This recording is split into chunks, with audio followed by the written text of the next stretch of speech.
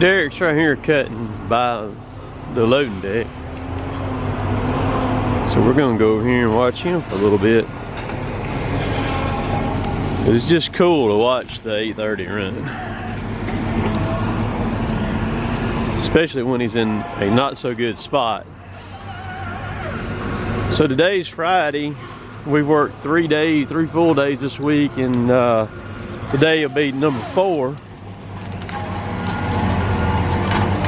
As of this morning, before we started, in 3 days we had hauled 72 loads. So we had a 22 load day, and then 2 25 load days.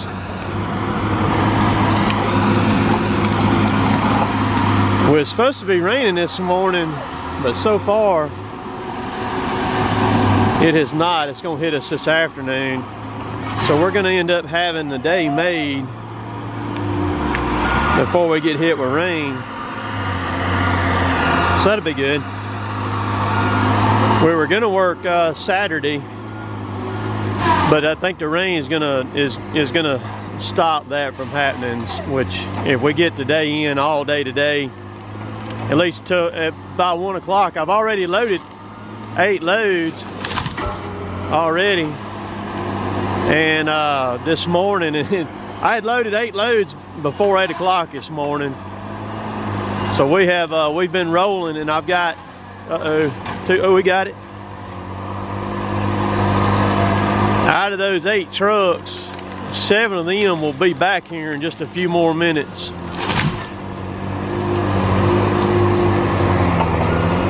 And then I'm gonna short load them. Those, out of that 7 that'll be back, I'm gonna short load 5 of them that will be coming right back again. So if the rain will hold off till just after lunch, we will be already done hit 20 loads, or should. But I'll come back at the very end of this video and give a load count when the day is done.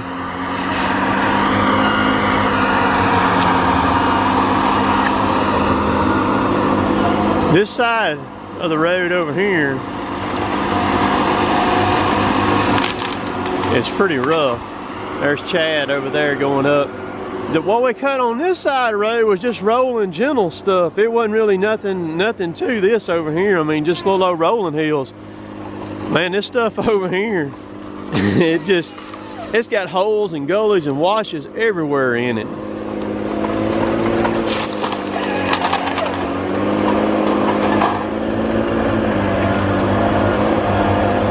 That cutter is fast right there now. He's finna get that butt off that thing where he broke it. Gone.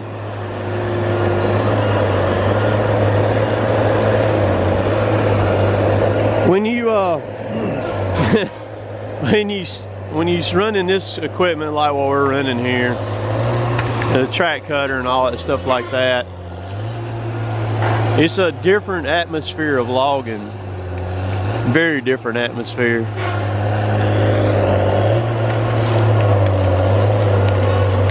The old boy, they sold our old 830.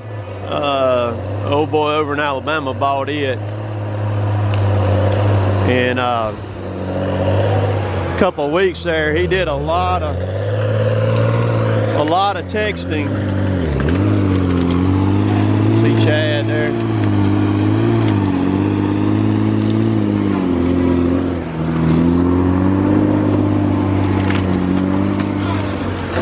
He did a lot of texting with a lot of questions.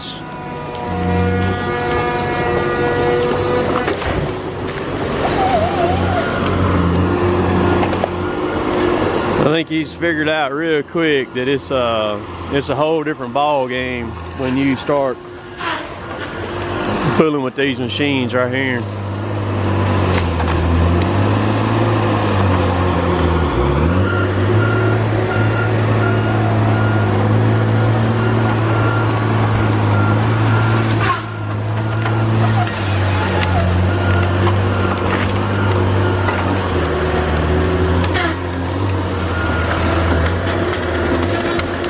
one thing about it though, on these like this where it's real rough and it didn't get thin, the trees won't be just really big diameter, but it'll be a bunch of them. A lot of volume in these spots like this right here. Now that's a drag he's got a hold of right there. So he's gonna follow that hollow and then he's gonna come back around and go up over there. And Derek Steadley sitting there whacking them.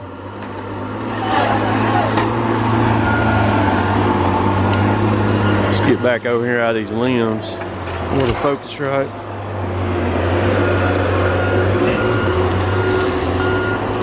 See, when you're getting these old washes and stuff with a track cutter, so you can just track up through there and you can reach up and you can cut all them trees off that hill right there and not ever even try to get up on the hill to get them. You just go up through there and just zip them all off and back up and get up on kind of start up on the ridge, and you can get them all going up through there. That's the beauty of the track cutter.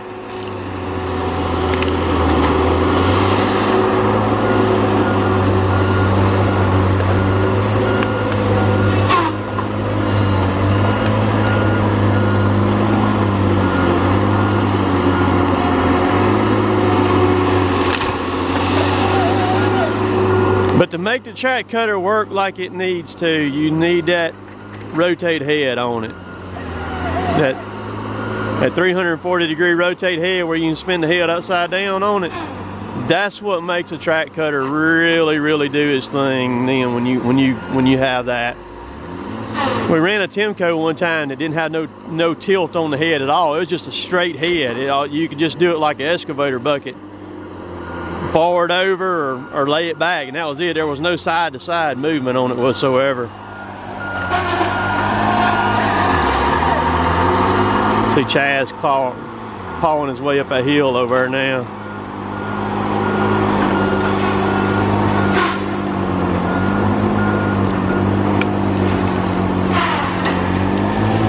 And Derek Steadley getting it.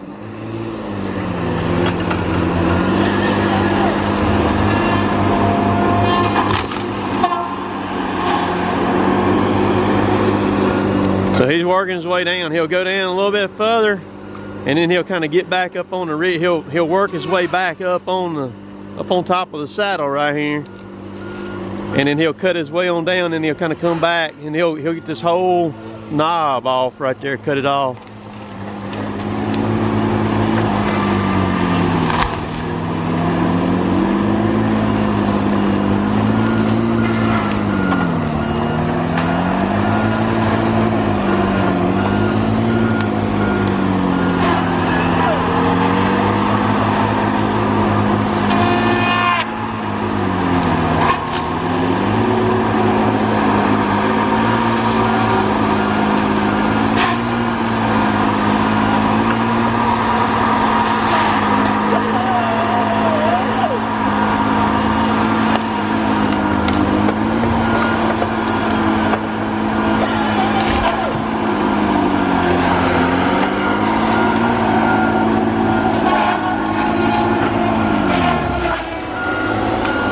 Move down the hill a little bit here before I get out of these limbs.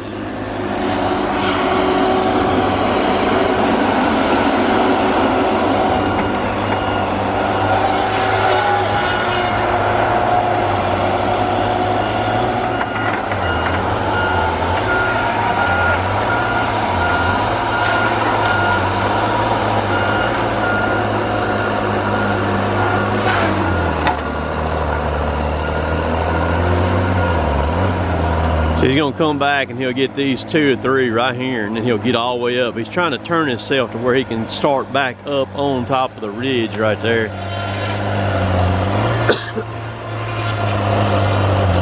You can take those trees and that head right there that he's got, and you can use that weight to your advantage. You can stretch out on up the hill like what he's doing, and it'll counterweight that machine to help come on up on top of the hill.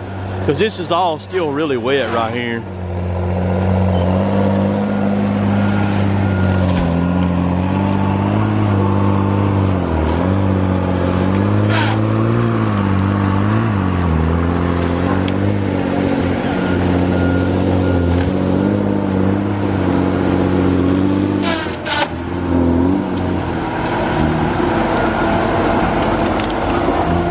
Chad's over here coming down. That's steep right there. There's a truck. Let me get up here and load. That's my pole trailer right there. Get him loaded up. See what he's gonna be picking up. So I'm gonna film this up close here where y'all can see it here. See, he just has this little latch right there and undoes his lines here.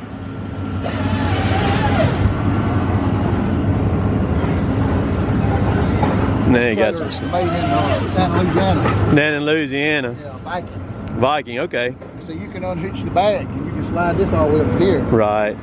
All short line. Because see, there's a lot of people on the videos talk about, man, it'd be scary pulling this, but really all this is doing is just making that follow right there is all it's doing. There's no weight supported right here in the middle. Well, you know, out the west coast, they don't have this pole like this.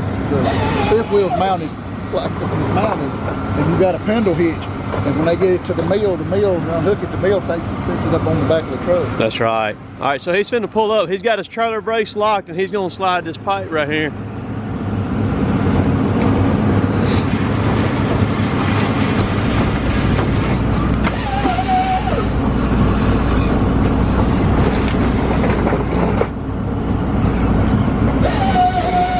See, right there. The other day he pulled up here, he didn't have it unwrapped far enough and he ripped his wires and slapped it in half. You ain't tore your wires undone no more, have you? No, I do that every now. Here, this is right there. Okay. They got it. It ain't hard to do. I know, easy to do. So you say it'll slide on out even further than what it is right now, huh? Okay. So if you had some real long poles, you got you some tires on here, didn't you? No, I've had them. Okay. Gotcha. They just look new. You don't want none of them. They ain't no good, huh? So they leave these little open. I don't know if something happened. See how they do? Oh yeah. Well, I wonder why that's doing that for. You won't even touch the pavement when you get out on the pavement. I know, that's crazy. And this in here's wearing at an angle right there. Tire Mark said they just china. That Novair's doing the same thing. Every one of them done. Huh. That's crazy. All right, well, I'll get you loaded here right now. All right, it's just after 10 o'clock. That's number 15 that's leaving right there right now. Derek's got to have fuel. He's low. So I rode up here in that truck, and we're going to take the service truck down there to where Derek is, get him some fuel. I'm going to tell y'all one thing. These 5500 Rams are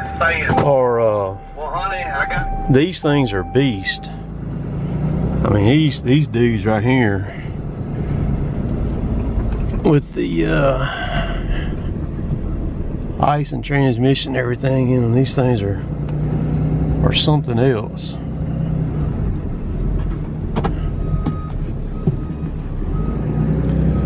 Great service trucks. And pair it with the maintainer bed, and you can get the onboard compressors and all that stuff on them that run off the truck. This one here does not have that. It has an Ingersoll Rand, a gas compressor on this one here. That's what it has on it. So let's go down here and get Derek fixed up. We're trying to beat the rain. Rain's gonna be here a little after lunch, looks like. And so that's what we're doing. And I gotta get Kevin his lunchbox here. Okay, let's see where Kevin's lunchbox is. I was about to go blowing past him. Yes. Come out of there, man. So I got the lunchbox dumped off. Let's go down here and get Derek fixed up. If you want jam-packed action every day mixed with unreal problems and breakdowns and fixing crap and the joys of all of that, be a logger. That's where it's at, man. Oh yeah. All right, let's see here. All right, I'm gonna get him. Let's put this thing in 4-wheel drive here and get up in here.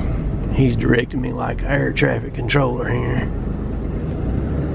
That's wet right there, boy. This old Ram here though will pull it. Oh yeah. We'll leave it running.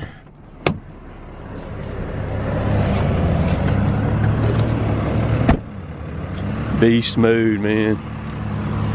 So right there where Chad is where I was standing earlier in this video, right there. He's going down. Derek has done cut and done annihilated every bit of this. And that was about 9, I guess, when I was standing there. And it's a little after 10. So Derek has done cut all of that. He's gonna get fuel here. Deer running up that hill over there, up that holler, I just seen it. All he's got is those pines that are right there, that strip of pines. He's almost at the line over there. As I can see yellow paint way down there in the very, very bottom. Straight over Chad now, there's a tree down there with some yellow paint on it. All right, I'm gonna go back down here.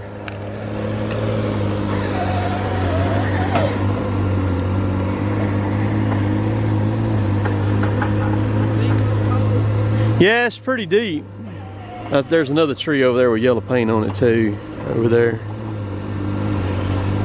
So the line stops at this road, then that don't go. Is that still the same property that way, or is that a? But okay. But that's the same property that this is, though, right? All right. Yeah. All right. So I asked us a good question too about how does Derek know where to stop cutting. We have a couple of different things. Primarily, we're cutting off of GPS now. That's what we're cutting off of. He's actually cutting off of it on his phone. We use an app called Avenza, A-V-E-N-Z-A, and then we get maps from the company that we cut for, and it loads in that app, and it will track. It will actually color this track in as you're cutting it so that you know where you have not been. And it also shows you the maps that they send us have the property lines on them. So it shows you, it shows Derek in the cutter, and it shows him as he's shading the map, as he's cutting, it's just coloring it in just like a crayon. And then it shows the property lines, it shows the SMZ, streamside management zones, all that stuff like that. It shows we even got topo stuff that goes on it and all of that. But those maps come from the company that we cut on, and the lines, you can cut by the lines on that right there. Plus, a lot of these jobs still have paint on them, like this one here, and the paint depicts the line also. The way it works on this property is, if it's a 2/ yellow line, that means you're going on to the property. If it's a 1/ yellow line, that means you're going off the property. So that's how you know which side of the line that you're on when you are approaching this particular property here that we're on right now. So that's how that works. Everything is going to, you know, electronic stuff, things like that. I'm gonna get up here, I'm gonna squirt the dirt before I get up there, and then kind of fix Kevin's pile here in a little bit, and we're gonna roll on. All right, let's wrap this video up for the week and give y'all a load count of what we did here for the week. Of course, we got rained out Tuesday. We had 3 inches of rain. Tuesday rained all freaking day long. Monday we got 22 loads. Of course, we didn't work Tuesday. Came back on the 13th, which was Wednesday, got 25 with it as wet as it was, which was very impressive, very, very impressive. Thursday we got 25, so that put us at 72, and still very wet on Thursday. And then yesterday, which was Friday, we ended up with 23 loads. So we ended up with a total in 4 days, 95 loads. Would have got 96. I had one more truck going to come back and pick up a load, and he got hung up a little bit over in Tuscaloosa, and he wasn't going to make it, so we ended up leaving about 3. It was about 3:30 when we shut down in the woods yesterday afternoon, on Friday afternoon. We opted, well, it was supposed to rain all day yesterday. We dodged bullets all day long on Friday. Never did. We got a little mist a couple of times, but that's it. It never did just set in on us and rain. But as you can see in the video, like yesterday, well, I was filming yesterday, I was Friday. a lot of stuff going on. I'm going to tell you, people who don't know and don't understand what it takes to put out 25 loads in a day, or 20 loads in a day, or even 15 loads in a day, it takes a lot. And keep in mind, that's only 4 guys out there doing that. That's me on the loader, Kevin on the processor, Chad on the skidder, and Derek cutting. And that's it, just 4 guys, and that's it. My dad's in a truck right now. And it takes a lot. I have people all the time send me messages, hey man, call me when you get a chance or something, and give me their number. I'm like, dude, I ain't got freaking time to call you. I ain't got time to call you. Today's Saturday morning. I got a lot of stuff going on this week. I've been doing a lot in here in my shop. A lot of y'all follow me along on Instagram, stuff like that. And you can follow me on Instagram. It's Cotton Top 3. I don't mind that. You can also follow me on Facebook, my Facebook page, Cotton Top 3. I don't allow people I don't know on my personal Facebook for obvious reasons. I've only got about 500 followers on there, so if you send me a friend request, don't be upset that I don't accept it, because I just don't allow people in there that I don't know. And also, I don't do anything on Facebook. I think Facebook is junk, in my opinion. I hate Facebook. Because I don't post anything on Facebook. Nothing gets posted on there. The only thing I use Facebook for is to share my videos back on there on my Cotton Top 3 page, and I share them on my personal page too, but that's it. I don't make any posts or anything like that. The only pictures that are posted are ones that go on Instagram. I like Instagram a lot better, go on Instagram, and then they share back to my Cotton Top 3 page on Facebook. I do have Snapchat. I don't allow people on Snapchat either. I let Snapchat get out of hand about 2 years ago, and it got crazy. And so I don't accept nobody on Snapchat and everything. But however, I do have some really close friends on Snapchat, some really cool people that I've met over the years through YouTube. And I know there's a lot of other cool people out there on YouTube who want to meet me, who want to be friends with me, and all that good stuff like that and everything. However, with things as large as they are right now, it's just not feasible for me to be able to do it. And I know I'm missing out on some great opportunities and meeting some other really cool people, like one person I'm fixing to explain to here now. Adam Butler, been talking to him. He was one of the original people that came along. I guess he was probably about a year in. I talked to Adam a good bit. He's a machinist. He has his own machine shop up in Granville, New York. Really cool guy. He and I talk a good bit, pretty much almost daily, but he and I, our minds are a lot alike on what we do, what we make, things like that. And so he told me, he sent me a snap the other day, and he said, Tim, he said, why don't you go ahead while you're doing all this stuff to your shop and go ahead and put the tin on the walls up here where you got the wafer board at. And I wanted to do that when I built this shop. This is a 40 by 60 Seco metal building, is what it is. It's got 16-foot eaves on it, so it's 17.9 in the center. Well, when I built the shop in 2002, I was trying to save a little bit of money, so I didn't wall it up with tin, and I've been kicking myself ever since. So Adam sent me that snap, and he said, why don't you do that now? And so I got to thinking, I said, well, heck, I'll call Roofmark, which is right up here in Vernon, Alabama. I'll measure it real quick, and I'll call them, and I'll get them. They make the tin there. And so I called them yesterday. Y'all check this out now. Check this out. I called them yesterday, 5 minutes to 2. The little girl answers the phone, wants to know what I want. I tell her I'm wanting some wall tin and how much of it I want. And she said, well, when do you want to pick it up? I said, well, what is y'all's hours?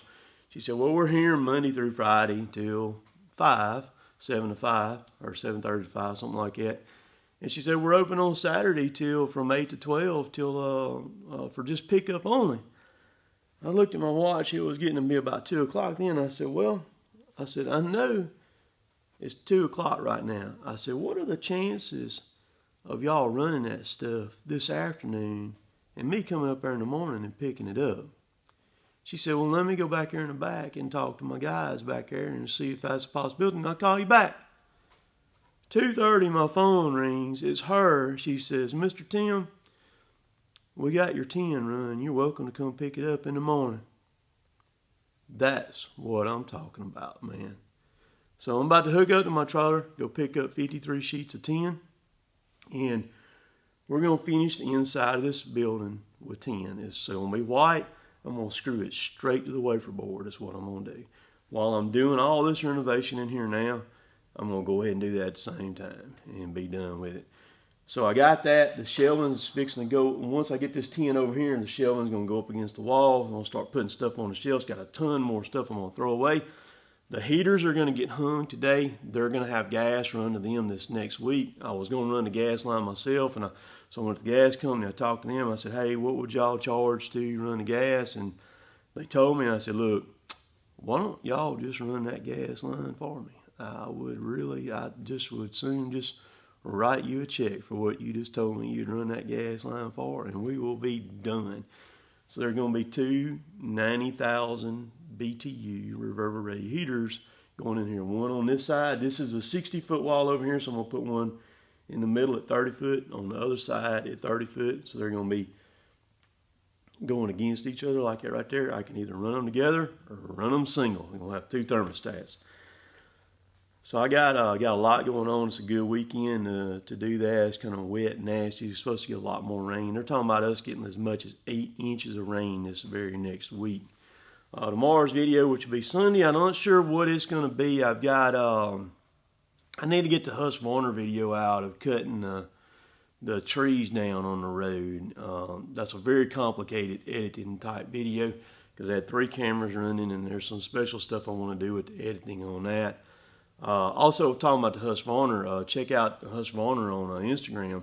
They got permission from me to use one of my pictures and actually post it on Husqvarna USA yesterday. Very cool opportunities that I've got. Cotton Top 3 is rocking and rolling, and it's a lot larger than what most people think it is. And one day I'll kind of sit down and do a thing all about Cotton Top 3 and all that stuff like that. Got some new stuff in yesterday. Got some coasters in yesterday, drink coasters. Sticker Mule, I get my stickers from, they ran a special on them things this week, so I said, what the heck? So I put in an order for 50, and they came in. I ordered them on Monday or Tuesday. No, Tuesday. I ordered them on Tuesday. Got them yesterday. Sticker Mule does not play, people. They get stuff done too. I like fooling with people who get stuff done. I mean, I can't stand slackers, man. It's hard to be on a tater team if you're a slacker, but because I like to roll. But hope y'all have a good weekend. I'm gonna edit this thing up real quick. It's early Saturday morning, like I said. If y'all get me to 100,000 subscribers, I'm gonna give away a weekend with me. All you're gonna need to do is get here. I'd like for you to get here on a Thursday evening. If you can't get here on a Thursday, get here on Friday, and I'm gonna take care of everything. So if you get here on a Thursday, all your hotel would be taken care of for Thursday, Friday, Saturday night, and then you just get yourself back home. So I'm gonna take care of your hotel, all your eats, all that stuff like that.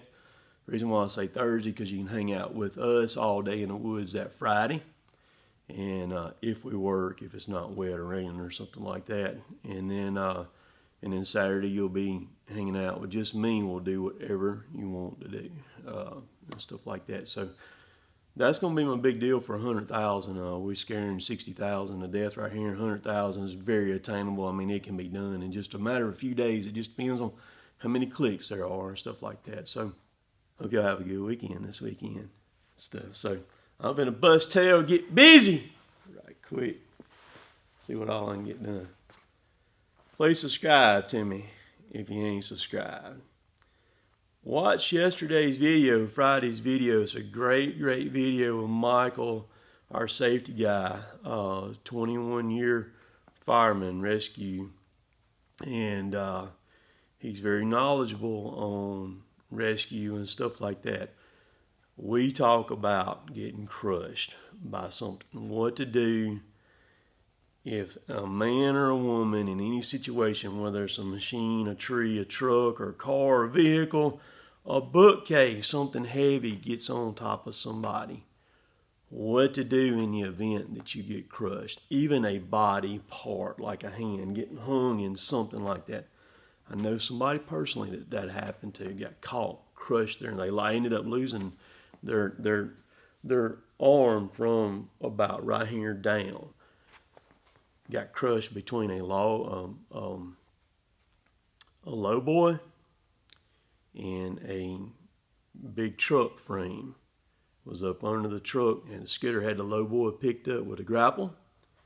They had a kingpin lock on the kingpin, and one of the guys got up under there and was undoing the lock. He couldn't get it locked. He was trying to undo the lock on the kingpin. The trailer slipped out of the grapple, dropped down. It mashed him down between the frame, but right behind the fifth wheel right there. But that trailer landed on top of his arm from here down on the frame rail of the truck, flattening it like a pancake. He ended up losing that. He didn't die, but so that video talks about what to do in that situation right there and stuff. So we'll catch y'all later. Later, Taters!